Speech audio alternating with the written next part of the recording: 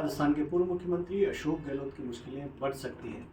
Delhi crime branch इस case की जांच कर रही है और पूर्व मुख्यमंत्री अशोक गहलोत के ओएसडी रहे लोकेश शर्मा इस पूरे केस के अंदर उन्होंने अब जो बयान दिए, पहले बयान दिए उस बयान से पलट गए और अब जो बयान दर्ज कराए उसमें कहा गया है कि जो ऑडियो टेप उनको मिली थी वो पूर्व मुख्यमंत्री अशोक गहलोत के यहाँ से मिली थी। लोकेश जी, पहले तो ये बताएं कि आपने जब पहले ये कहा था कि आपको तो सोशल मीडिया से मिली थी, अभी आपने वापस बयान दिया, उसमें क्या कहा? देखिए, मैंने जो बयान दिया है वो बड़े स्पष्ट रूप से ये कहा है कि ये ऑडियो क्लिप्स पेन ड्राइव के माध्यम से खुद अशोक गहलोत जी ने अपने हाथों से मुख्यमंत्री आवास पर बुलाकर मुझे दी। ये मेरा आधिकारिक बयान जो मैंने कल दर्ज करवाया है वो ये क्राइम ब्रांच को मैंने दिया है। और जहाँ तक आप बात कह रहे हैं कि बयान से पलट गए, पहले कुछ और बयान देते थे, तो मैंने कल भी वहाँ इस बात का जिक्र किया कि 2023 तक, जब तक राजस्थान में चुनाव हुए दिसंबर 2023 तक, मैं उनका ओएसडी था, वो इस प्रदेश के मुख्यमंत्री थे और उस नाते मुझे जो भी आदेश दिया जाता था मैं उनकी पालना करता था, क्योंकि मीडिया और आईटी मैं देखता था। और अगर उन्होंने मुझे कोई चीज़ मीडिया में रिलीज करने के लिए कही है तो मैं उन्हें कैसे मना कर सकता हूँ? जो मेरे बॉस हैं, यानी मेरी जिम्मेदारी है, मेरा काम है ये कि उनके आदेशों की पालना करना। तो जब जब भी मैं क्राइम ब्रांच जाता था, हर बार मुझे ये निर्देश दिए जाते थे कि आपको क्या कहना है, आपको किस तरह से वहाँ अपनी बात को रखना है। तो मैंने हमेशा से अपनी उस निर्देशों का जो मुझे उनके द्वारा मिले उनकी पालना की बस। उसमें क्या आपने ऑडियो टेप उनको दिया है, क्राइम ब्रांच को आपसे मांगा? नहीं, अभी मुझसे उन्होंने एविडेंस कुछ नहीं मांगे हैं। मैंने उन्हें बहुत स्पष्ट रूप से इस बात के लिए पूरी तरह से आश्वस्त किया है कि जब भी आपको किसी भी सबूत की आवश्यकता होगी मैं उन्हें प्रोवाइड करवा दूंगा।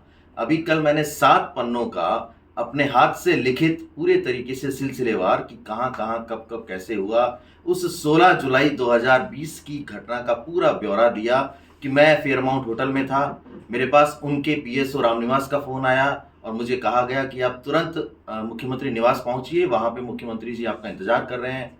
मैं जब शाम को पहुंचा वहाँ तो पिंक हाउस में मुख्यमंत्री अशोक गहलोत मेरा इंतज़ार कर रहे थे और मेरे जाने के बाद उन्होंने अपने हाथ से एक पेन ड्राइव मुझे दी, एक पीले कलर का लिफाफा दिया और ये कहा कि इस पेन ड्राइव में जो कुछ भी है उसे आप मीडिया को इमीडिएटली रिलीज़ कर दें और वायरल कर दें। तब चूंकि वो पेन ड्राइव के फॉर्म में थी तो उससे सीधे तौर पर तो रिलीज़ किया नहीं जा सकता था।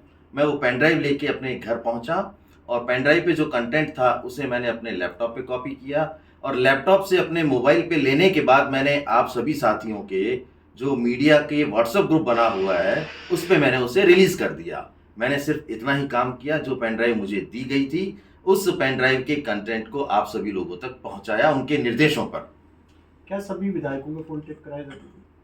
जब पॉलिटिकल क्राइसिस चल रहा था तो ये मुख्यमंत्री जी की भावना रहती थी कि जो भी लोग हैं, चाहे वो पक्ष के हैं या विपक्ष के हैं, वो क्या बात करते हैं, किससे जुड़े हुए हैं। कहीं ऐसा तो नहीं है कि जो भी बातें चल रही हैं सरकार गिराने की उसमें सभी लोग शामिल हो जाएं। तो मैक्सिमम लोगों के उसमें सचिन पायलट जी भी शामिल थे, उन सभी के फ़ोन्स को सर्विलांस पे लिया हुआ था और जो भी उनकी बातचीत होती थी, ज़्यादातर बातचीत को उनका ट्रांसक्रिप्शन होने के बाद में वो खुद पढ़ते थे कि किस किस के साथ क्या क्या बातचीतें हुई हैं। तो उस दरमियान लगभग सभी लोगों के फ़ोन सर्विलांस पे थे और उनको वो सुना करते थे। और इसमें जो टैपिंग के अंदर काफ़ी लोग इन्वॉल्व होंगे, क्या आपसे पूछताछ में वो उनके नाम भी पूछे कि कौन कौन लोग शामिल थे, अफसर थे? देखिए, जब भी किसी नंबर को सर्विलांस पे लिया जाता है ये गृह विभाग का काम होता है और गृह विभाग में एक सेल बना हुआ है कि कौन किसको कैसे सर्विलांस पे लेगा। नियम कायदे कानून के तहत, रूल्स रेगुलेशंस के तहत उस नंबर को सर्विलांस पे लिया जाता है और उसको इंटरसेप्ट किया जाता है। तो उसकी जानकारी प्रदेश के डीजीपी को भी होती है, चीफ सेक्रेटरी को भी होती है, होम सेक्रेटरी को भी होती है और होम मिनिस्टर को भी होती है। चूंकि होम मिनिस्टर खुद मुख्यमंत्री अशोक गहलोत थे तो सारा काम तो वही करवा रहे थे। तो तमाम लोग, पूरा सिस्टम, बहुत करीबी लोग जो थे, खुद उसमें प्रिंसिपल सेक्रेटरी टू सीएम, उन तक को भी इस बात की जानकारी थी कि किस किस को कैसे सर्विलांस पे लिया हुआ है और वो सभी लोग शामिल थे इस पूरे प्रकरण में। तो उन सबको जानकारी थी कि फ़ोन इस तरीके से टाइप हो रहे हैं, किए जा रहे हैं और उनको सुना जा रहा है। अब आपको क्या लगता है, अशोक गहलोत से पूछताछ होनी चाहिए? देखिए, मैंने अपना काम कर दिया, जो जांच एजेंसी आज तक मुझसे जो जानना चाह रही थी कि आपके पास ये ऑडियो क्लिप्स कहाँ से आए, उसका मैंने बड़ा स्पष्ट जवाब दिया कि खुद मुख्यमंत्री अशोक गहलोत ने अपने हाथों से मुझे वो ऑडियो क्लिप्स पेन ड्राइव में दिए हैं। अब ये तो जांच एजेंसी उनसे जांच करे आगे, और ये जांच उनसे होनी चाहिए क्योंकि वही बता पाएंगे कि इसके अंदर जो ऑडियोज थे वो लीगली इंटरसेप्ट थे या इलीगली थे।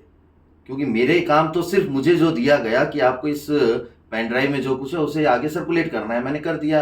लेकिन उस पेन ड्राइव में वो ऑडियो क्लिप्स कहाँ से आए, वो जो सेव हुए थे उनकी रिकॉर्डिंग उन्होंने लीगल करवाई या इलीगल करवाई, इसका जवाब खुद मुख्यमंत्री अशोक गहलोत दे सकते हैं। इसलिए जांच उनसे इस बात की आगे होनी चाहिए।